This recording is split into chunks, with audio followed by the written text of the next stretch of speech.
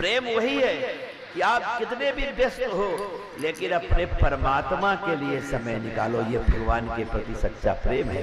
लेकिन इस बात को संसार में मत घटा देना कि जो प्रेम तुम भगवान से करते हो वही प्रेम संसार से करोगे तो धोखा खा जाओगे। इसलिए हम लिखवाते थे कि भगवान में मन लगाओगे तो मुस्कुराना पड़ेगा और भगवान से मन हटाओगे तो पछताना पड़ेगा। लेकिन लिखवाने से क्या हुआ? हम आपको बैठ के कथा तो सुना रहे हैं पर आपको पता है कि हमारा मन नहीं लगा कहीं।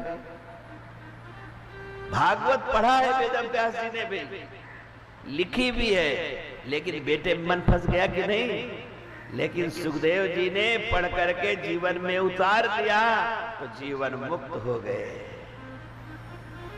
तो लिखने वाले पढ़ने वाले भी फंस जाते हैं। अब कोई समझदार है जो एक बार पढ़ के मुक्त हो जाते हैं। तो लिखना व्यर्थ नहीं होगा, किसी न किसी के काम आ जाएगा। लेकिन अगर आप कहो कि हमारे काम आ गया तो हम कैसे कह सकते हैं बात?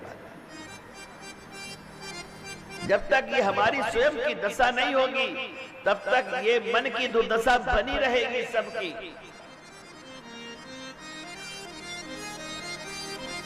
सत्य को जानना, सत्य को देखना भी सरल है, लेकिन सत्य के साथ जीना बहुत कठिन है।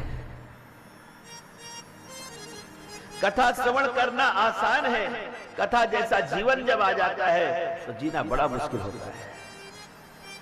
इसी के लिए भगवान से प्रार्थना करनी पड़ती है कि जो पात्र बनाना उस पात्र की योग्यता जरूर देना है।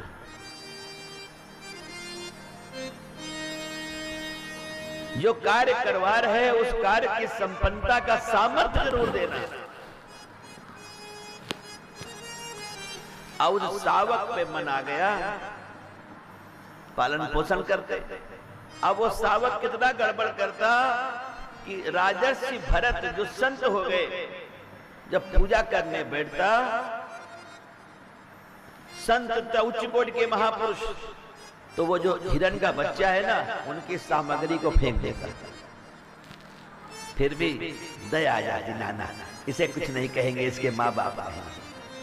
अरे माँ बाप नहीं है तो इसका मतलब है कि तुम्हारे पूजा पाठ भी रोक देवे।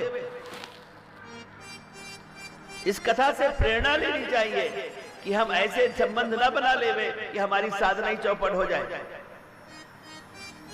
और यहां तक कि महाराज जब वो ध्यान करने